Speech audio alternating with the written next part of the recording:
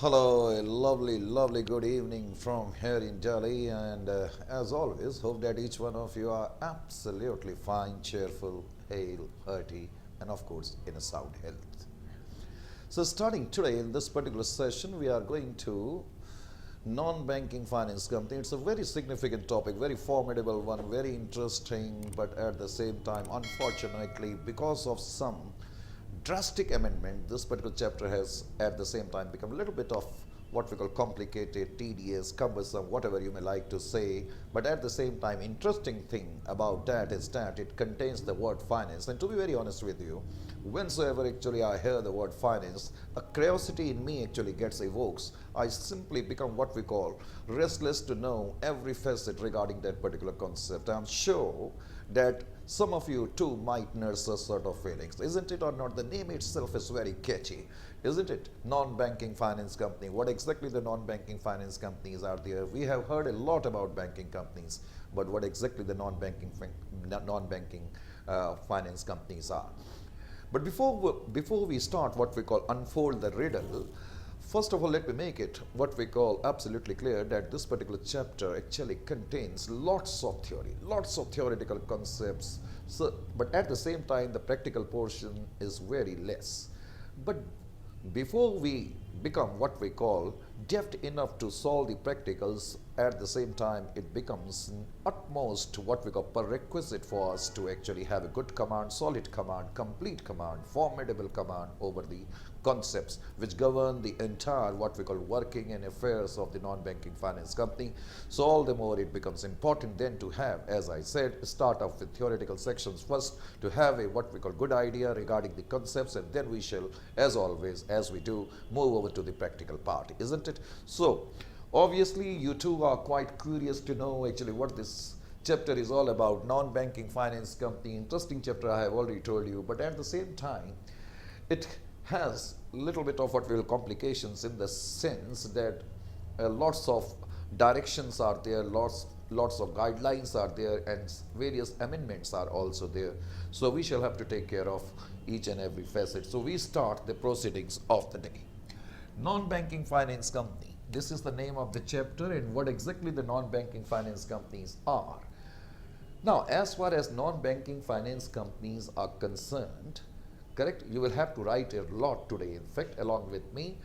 So non-banking finance company simply means actually it is a company which is registered under the Companies Act of 2013 or 1956, and you will see that which is engaged in business of loans and advances or financing or what we call acquisition of assets or leasing or hire purchase transaction or acquisition of shares, debentures, or any sort of what we call financial securities. So all these companies are nothing but your NBFC. That means NBFC is a company which must be registered either in the Companies Act of 2013 or 1956, and they are engaged in, as I said actually, or leasing, financing, loans and advances, hire purchase, acquisition of shares, debentures or financial instruments, or sale purchase of what we call properties. So besides that, we will also see that there are some institutions, correct, which may appear to be NBFCs, but they are kept outside the purview of the NBFCs. Which are those organizations? We shall talk about that, but first of all, you write along with me. NBFCs, correct? I have already told you NBFCs are basically companies, NBFCs. In short form, I have written NBFCs, correct? These are companies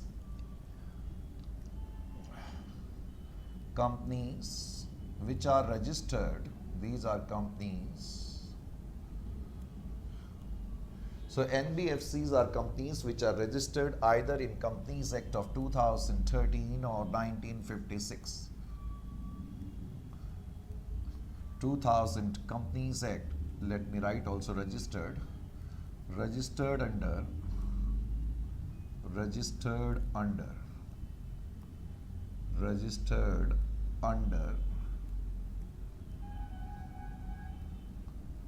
Companies Act 2013 or 1956. This is one part of the game. Correct? So, foremost thing is that these are companies. Either they are registered under the Companies Act of 2013 or 1956, as I said, and further, they are engaged in what? They are engaged in business of loans and advances or acquisition of, as I said, shares, debentures and other securities, or leasing or hire purchase or insurance business. Engaged in.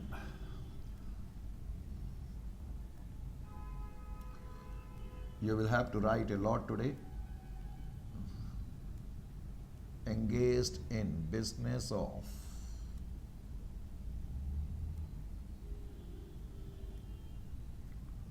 loans and advances,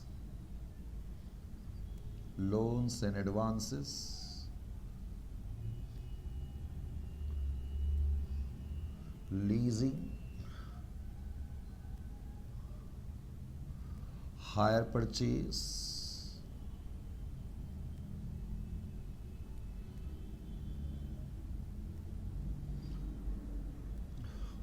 or acquisition of shares, debentures,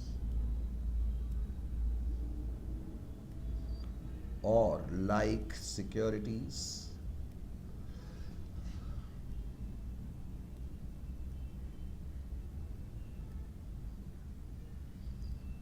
or business of insurance, business of insurance, business of insurance, business of insurance, business of insurance. Correct? There are some institutions, as I said, but they may appear to be NBFCs, but they are not considered as NBFCs. Which are those institutions? Any institution which is engaged in agricultural activity or industrial activity, or what we call sale or purchase of immovable property, sale of goods, or providing what we call services. So these institutions are kept outside the purview of NBFC, as I said. So we need to have a look over such NBFCs also. So I am going to write here institutions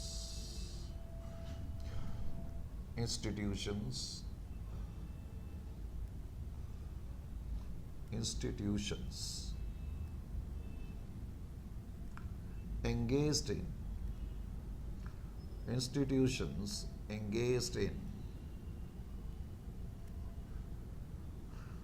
agricultural activities,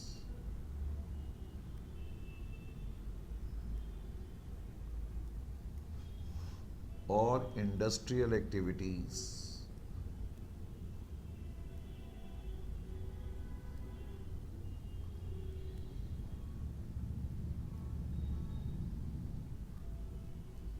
or sale of goods, or providing services,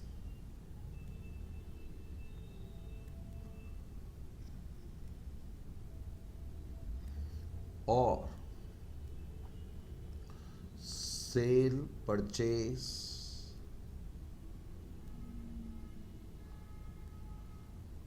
of immovable properties.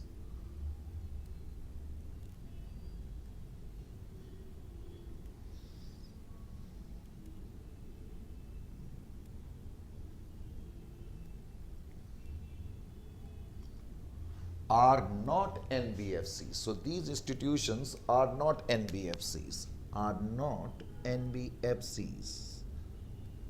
Correct? So if a particular institution is there, it might be registered under the Companies Act of 2013 or 1956, but if it is engaged in all these activities which I have just mentioned down over here, then that particular company cannot be considered as an NBFC. Is it clear to you or not? Correct. So first of all, we need to have a look over the facet at what exactly the NBFCs are. So now we have gone through what exactly NBFCs are. So we have seen that actually NBFC are almost a parallel alternative to the banking companies, because most of the activities which are carried out by banking companies are being carried by non-banking finance companies, but still they are not considered as banking company. The reason is very same, because there are some slight differences in the sense that banks are very much a part of what we call payment and settlement, what we call policies, but NBFCs are not a part of payment and settlement system. At the same time, we might see actually that banks are allowed to accept the deposits, but accept the demand deposit. Demand deposit means actually the deposit I am making to a bank right now, and I have the liberty and the freedom and the prerogative that I can demand back my deposit anytime from the bank. But an NBFC cannot accept demand deposits. Is it clear to you? Similarly, we will see actually that as far as banking companies are concerned, they can draw a check on themselves, but at the same time, NBFCs are not allowed to do so. So these are slight differences. Otherwise, as we know already, because we have already gone through the banking companies, we know that banking companies have got several functions, and their functions are multiplying by every passing moment. And most of those functions are now actually being carried out by NBFCs. In fact, of late actually NBFCs are cropping up almost like mushrooms, and they are giving a challenge to the banking system, because most of the activities which are being carried out by banking companies are also carried out by NBFCs. For example, if I need finance, I need to go to a bank. But now I have the alternative. If the bank will decline, then I can go to NBFC. I want to purchase a particular asset, I may go to a bank, ask them to actually finance my hire purchase transaction. If the bank will decline, I have the alternative. I have the next best alternative, that I may approach an NBFC. Isn't it or not? So that's what actually I'm saying. That's why in fact I'm saying that NBFCs are giving a tough challenge to the banking systems, and they are almost a parallel banking system. Is it clear to you? So now we move over to the registration requirement of the what we call NBFC. Suppose if you are a company and you want to work as an NBFC, then it is very important for you to get yourself registered with the RBI, correct? That means more or less every institution which wants to function as an NBFC need to register itself with the RBI. It is one condition, and the second condition is that your net owned funds. What exactly we mean by net owned funds, that I will let you know later on in a short while. But at this moment, it is suffice to say that second condition is that your net owned funds must be near about 25 lakhs. Must be near about 25 lakhs. But here the change has taken place now. Prior to 1/4/1999, there were two conditions for the registration. There were two conditions to work as an NBFC. One, I need to have the registration from the what we call RBI, and second condition was that I need to had a capital, I need to had net owned funds of 25 lakhs. But since 1/4/1999, this particular condition of 25 lakhs now has been raised to 200 lakhs. That means today, if I want to get myself registered as an NBFC, I need to have a net owned funds of 200 lakhs. Is it clear to you? 200 lakhs, which means 2 crores. Is it clear to you? So, registration requirement, let me write with the red pen. We come over to this particular point, registration requirement. Registration requirement.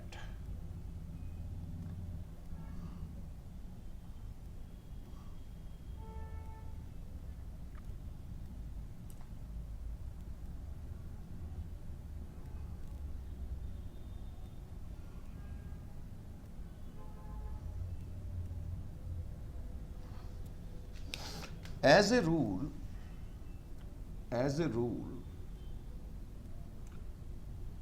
rule, no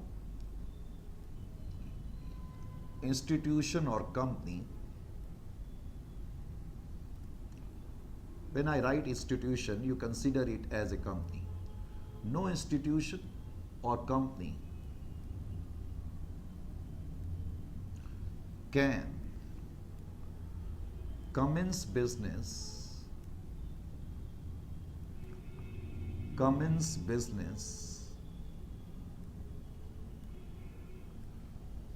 as NBFC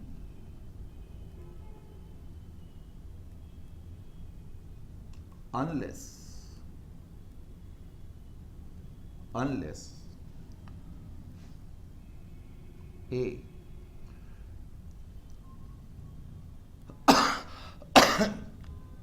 it has certificate of registration, it has certificate of registration, it has certificate of registration, certificate of registration, certificate of registration from RBI, from RBI, and B, its net owned funds, its net owned funds, net owned funds, net owned funds, net owned funds,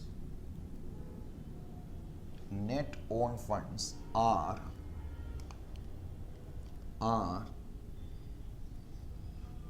worth rupees 25 lakhs, worth rupees 25 lakhs. But what I am going to write in bracket, just pay attention, rupees 200 lakhs, rupees 200 lakhs. I have already told you lots of amendments have taken place. Rupees 200 lakhs since 1/4/1999. That means this particular limit has now been raised, or should I say changed, to 200 lakhs. That means today if you intend to actually get yourself registered, then you need to have a net owned funds of 200 lakhs. Now, just a moment ago I said that as a rule, no company can start its business as a business of NBFC unless it has the certificate of registration from the, as I said, RBI.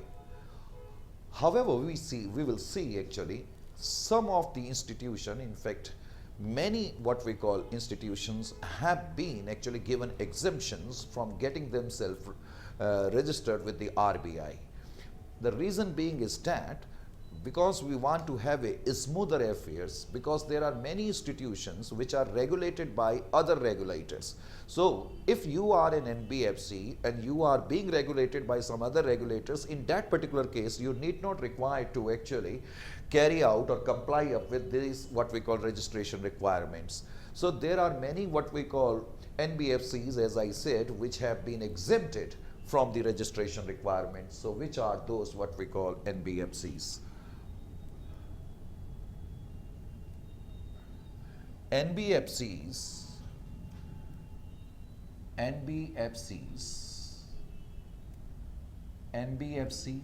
exempted from registration requirement. NBFCs exempted from RBI registration requirements.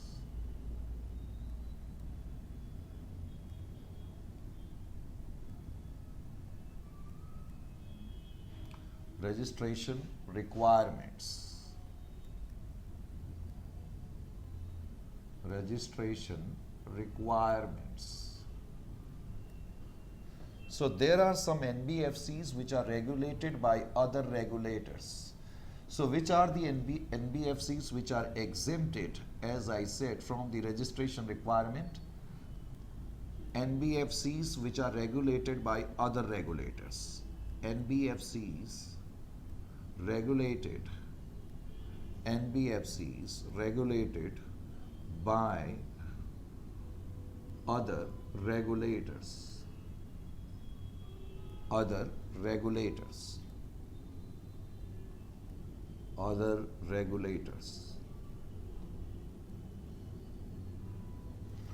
Sir, could you give us some example? Of course, there are umpteenth example, many examples.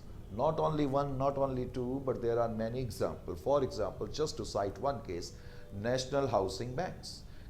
We will see national finance companies, sorry, housing finance companies. I said national housing bank.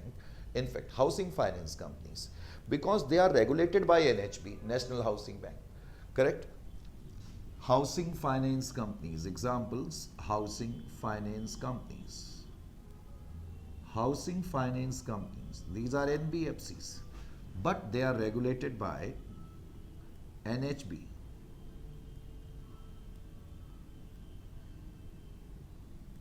I'm writing in bracket the name of the regulator, NHB, National Housing Bank. So they come under the purview of these regulators, so that is why they need not require to comply with the registration requirement of RBI, as I said, correct? Besides that, we will also see there are some what we call venture capital fund companies. You might have heard. See, during your earlier phases of education, actually you did one chapter better known as what we call joint venture, isn't it? Consignment, joint venture, you must have had done it in your earlier phases of education. Now, joint venture capital funds is nothing, it is similar to what we call joint companies, but on a large scale. Is it clear? So we call them actually venture fund companies. Now, venture fund companies are regulated by SEBIs. Similarly, there might be broking companies, sub-broking companies, they are regulated again by SEBI. Isn't it or not? So there are many what we call companies which are regulated by other regulators, and that is the reason actually they have been given exempted. So you will have to write along with me now. Just write along with me, correct? Next, now we come over to the point. Venture housing finance companies, then you write venture capital fund companies. Venture capital companies.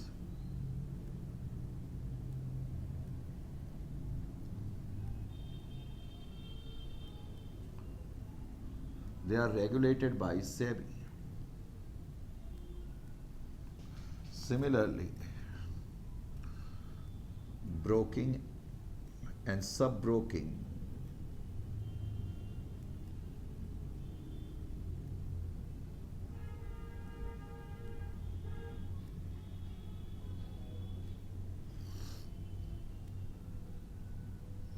broking and sub-broking companies, they are regulated by SEBI again.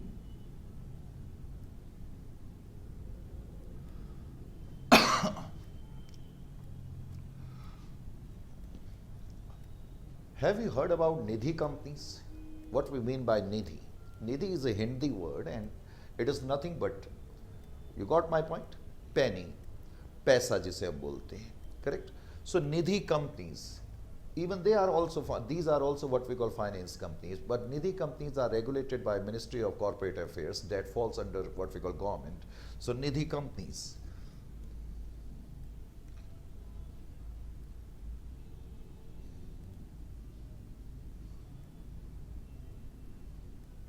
Nidhi companies. As I said, actually they come under the purview of Ministry of Corporate Affairs.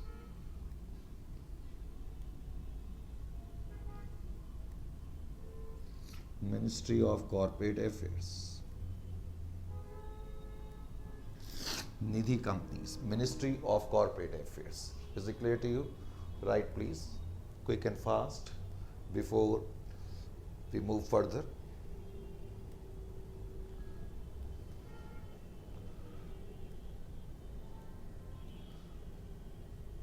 Now, if you want to write some more examples,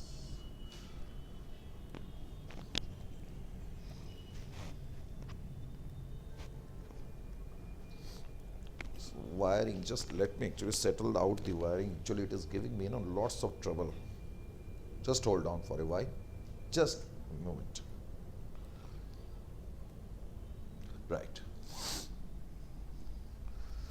Yeah, we were talking about such companies which have been exempted from the registration requirement. Actually, Nidhi companies we had written till up to. Then you write E, insurance companies. As you have already done this chapter, insurance companies, I am sure. And as you know, insurance companies are regulated by IRDA. These are regulated by IRDA, I-R-D-A. IRDA means Insurance Regulatory Development Authority. Insurance Ada, you must have had actually gone through this particular word when you did your what we call insurance company, isn't it or not? We know that the affairs of the insurance companies fall under the purview of Insurance Regulatory Development Authority, isn't it or not? I'm sure you must have heard about this particular word. So as you can see, actually, there are some companies which have been given what we call exemptions as far as registration requirement are concerned. We have tried to cover as many as possible. It could be a possibility that we might have had skipped one or two, but the point here is that you need to understand that this registration requirement doesn't fall upon each and every NBFC. That means if an NBFC which is regulated by other regulator will need not require to actually comply with these requirement, as I said.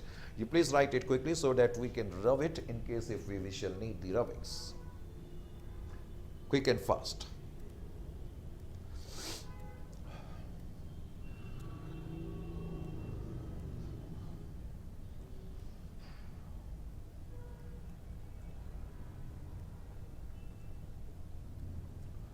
Well, presuming that each one of you have noted it down and jotted it down, now we are simply expanding the what we call discussion to some other level.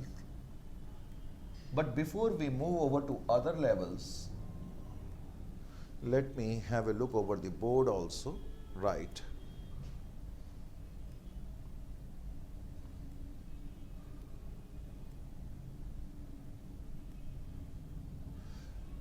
We have seen which are the NBFCs which are exempted from the registration requirement. So it becomes all the more necessary for us to know which are the NBFCs which need to comply up with the registration requirement, isn't it? We need to have a look over such companies also. After all, we are studying NBFC. So NBFCs, I'm writing here, NBFCs mandated means there is compulsion, mandatory for them, which are mandated to comply with registration requirement, comply with registration requirement, comply with registration requirement, registration requirement.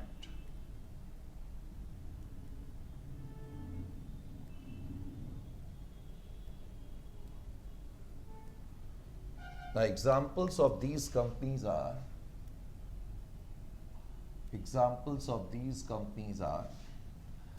asset finance companies,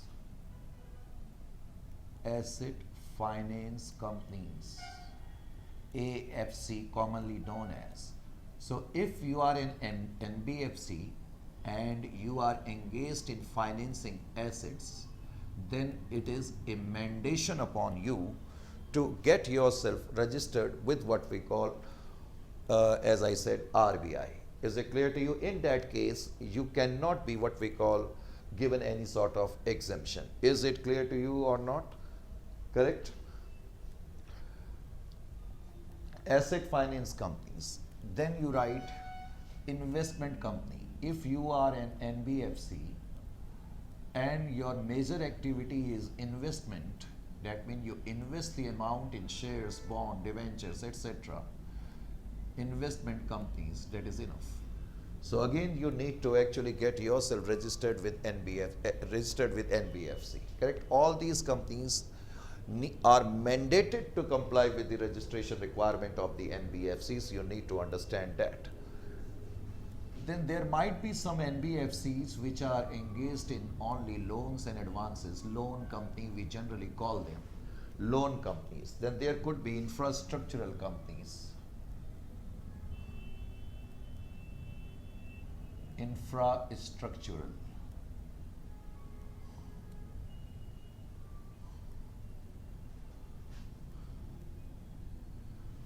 So there are NBFCs actually which are formed to provide what we call loan or credit facility for infrastructural purposes, and they are basically known as infrastructural company. And if you happen to be an infrastructural company, then you need not require to, as I said, what we call follow the dictates of the then you need to actually follow the dictates of the RBI. You need to actually get yourself what we call registered with the RBI. Is it clear to you? Then there are infrastructural debt companies, debt financing companies, infrastructural debt finance company, infrastructural debt finance companies, debt finance companies, infrastructural debt finance companies, correct? Then there are what we call microfinance companies. There are many companies. I think these examples are sufficient. Is it clear to you? Point here is that you need to understand only one thing, that some of the NBFCs need to get registered, some of the NBFCs are given exemption. That is the major point of the discussion. Is it clear to you? Write quickly, please. Now, then we shall expand the horizon of the discussion, and we are slowly coming over to what we call accounting aspects. Write quickly.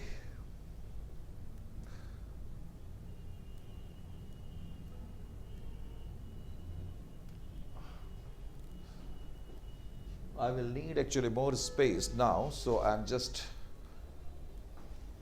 flickering the board a wee bit now. Yes, I'm creating more space, as you can see.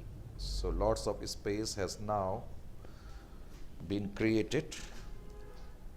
So now we move over to other facet of this particular chapter. Very interesting thing is that you must understand very, very important topic now cropping up. See here.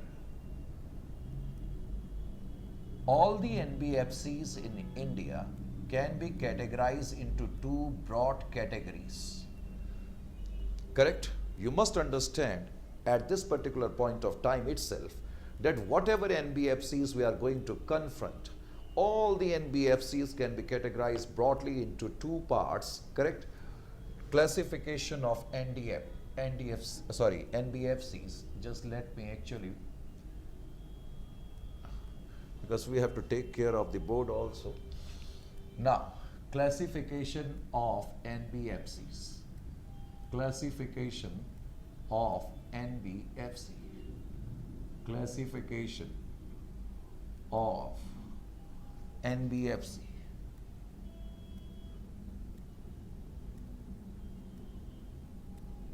Correct? All the NBFCs can be categorized into two parts: deposit taking finance companies and non-deposit taking finance company. You must actually understand this, and you must try to actually not only understand, but you will have to keep a track of that. You will have to actually store them in your hard disk, correct? That means you will have to remember that also, because so often we are going to use these words, deposit taking and non-deposit taking finance companies. Just pay attention. So classification of NBFCs, as I just said, NBFCs can be categorized into two parts. One part is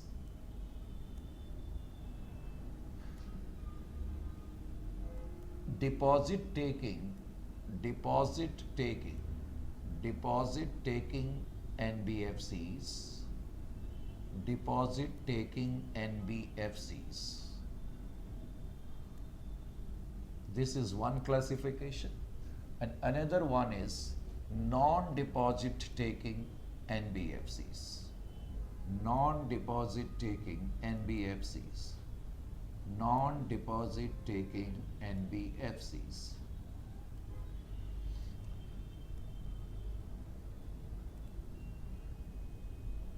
Now, very important point is that NBFCs are categorized into two parts without an iota of doubt, and which are those two parts we have now become familiar with. But the important point is that all the non-deposit taking finance companies, please pay attention, all the non-deposit taking finance companies are further subdivided into two parts. Non-deposit taking finance companies are further subdivided into two parts, correct? Non-deposit taking NBFCs are further subdivided into two parts. That is, NBFCs, NBFCs, NBFC, non-deposit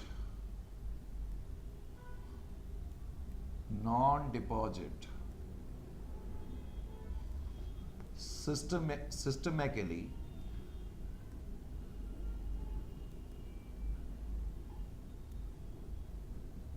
just pay attention to what this word, I haven't written here systematically, I haven't written it that way. I have written system and ICALLY, correct? NBFC non-deposit systemically important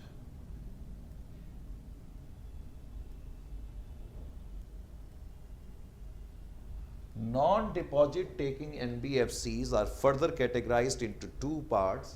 One part is systemically important and other part is NBFCs non-deposit, NBFC non-deposit, NBFC non-deposit,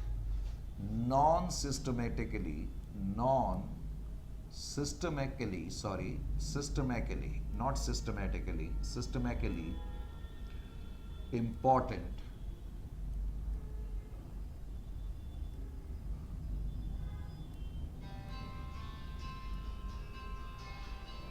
Oh, I forgot to switch off my phone. Just a moment. Just give me a moment.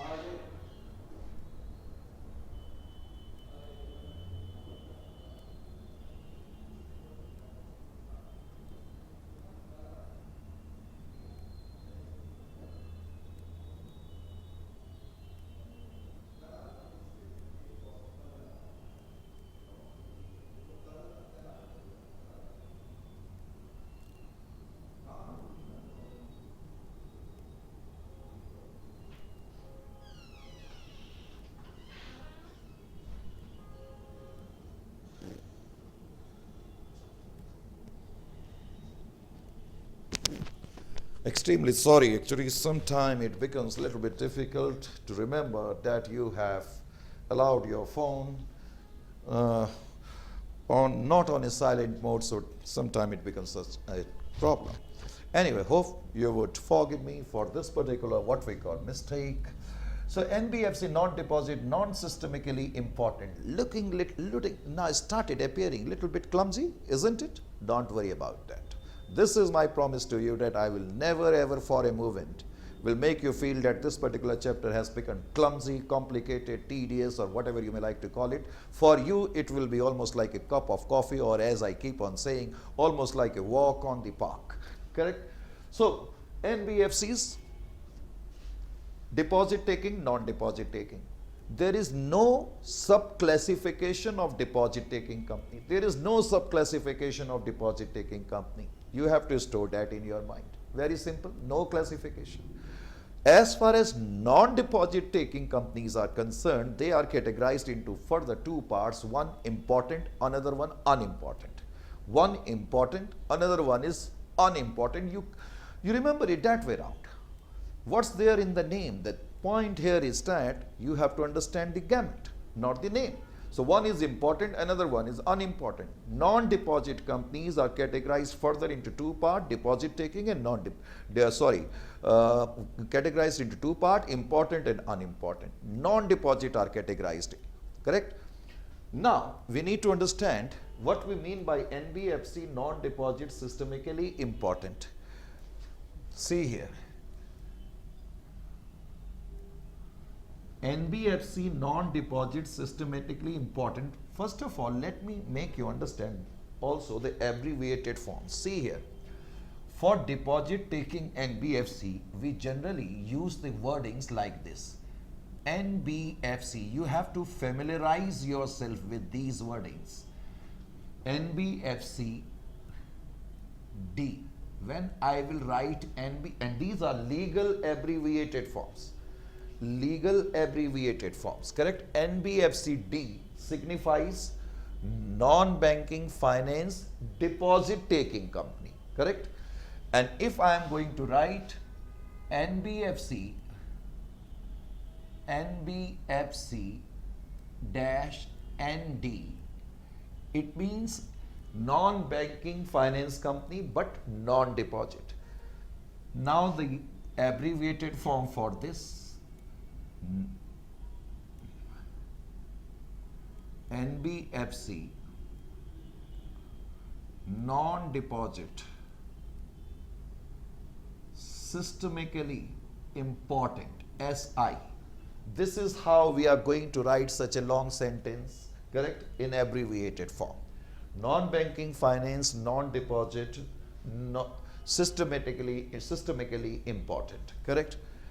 And here we are going to write NBFCs non-deposit, non-systemically important. These are the abbreviated forms which we are going to use, so you will have to now familiarize yourself with these, what we call abbreviated forms of these concepts, correct? So now we were trying to find out actually what we mean by systemically important and non-systematically important. Pay attention. A non-deposit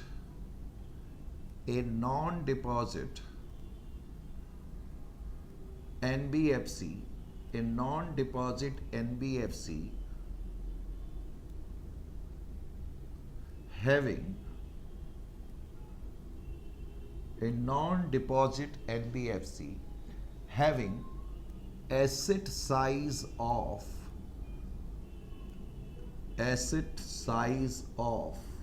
more than 500 crores, more than 500 crores, more than 500 crores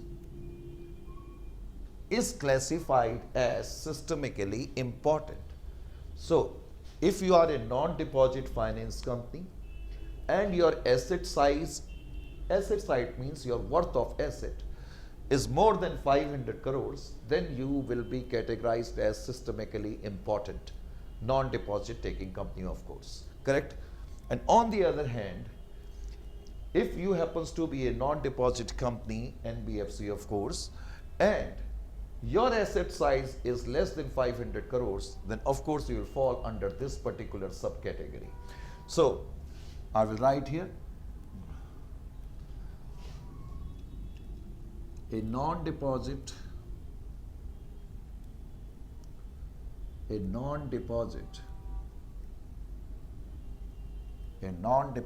NBFC having asset size of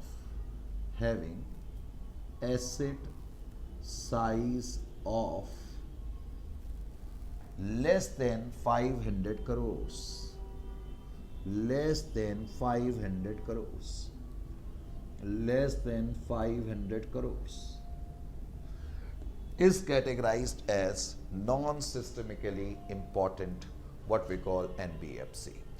Is it clear to you or not? Correct?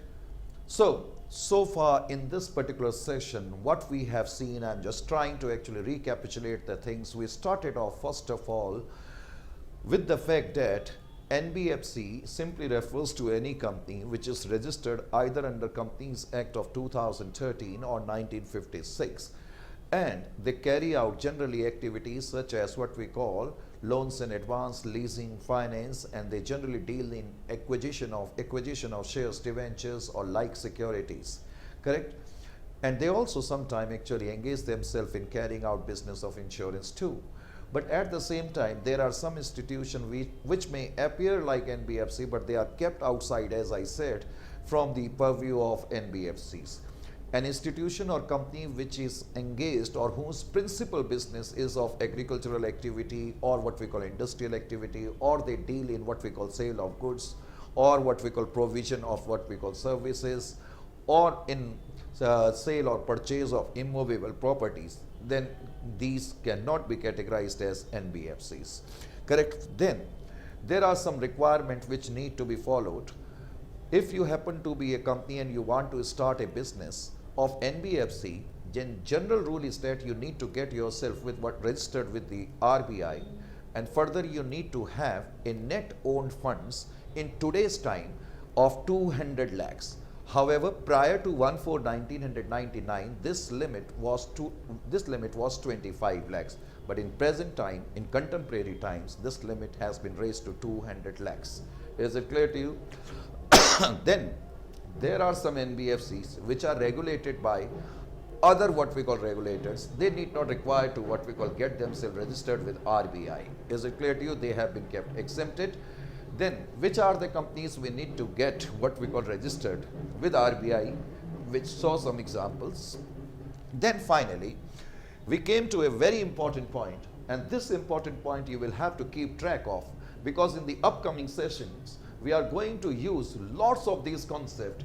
NDFC, deposit taking, non-deposit taking company, we are going to use so often.